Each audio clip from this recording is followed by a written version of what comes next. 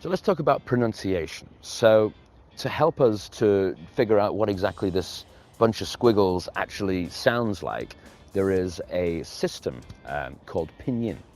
Now what Pinyin does is represent each character in letters that, non-Chinese speakers can understand and can replicate. So for example, the two characters that we looked at in the last video, Tui and Chi, which of course you remember means postpone something. So that first one, Tui, is T-U-I.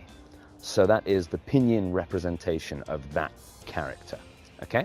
And the second one, Chi, is C-H-I, okay?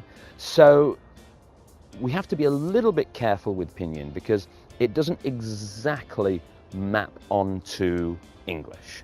So say if we were to look at this without having heard it, you might say Tui Chi, something like that. And obviously that's not correct. So there is, for each one of these, like T-U and I, C-H-I, there is a fixed way to pronounce it. As we go through the course, I'm going to introduce a lot of different characters to you. And for each character, I'm also going to give you the Pinyin. And most importantly, I'm also going to tell you how that Pinyin is pronounced, okay? And it's very, very important that when you see the Pinyin, you also listen to it and you remember exactly how it's pronounced, not just kind of what it looks like. We'll look at one more example, which is the word for money in Chinese, which is yuan.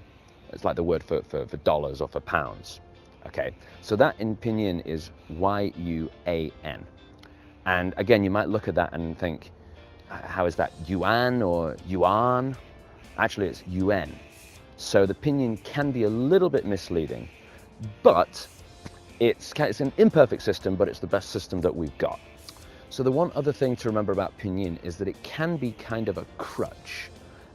It's not something that you should say, well, the characters look very difficult, so I'll just learn the Pinyin instead. Actually, each selection of letters like Tui and like Chi can be used for a number of different characters.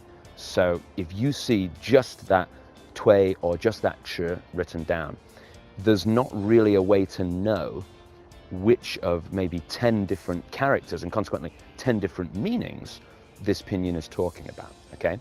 So what some people do is kind of come to China, see, oh, Pinyin, well, that looks easy, and just learn the Pinyin and ignore the characters. It's not a good idea. Definitely, if you're going to learn to write and to read, learn the characters. The characters are the foundation.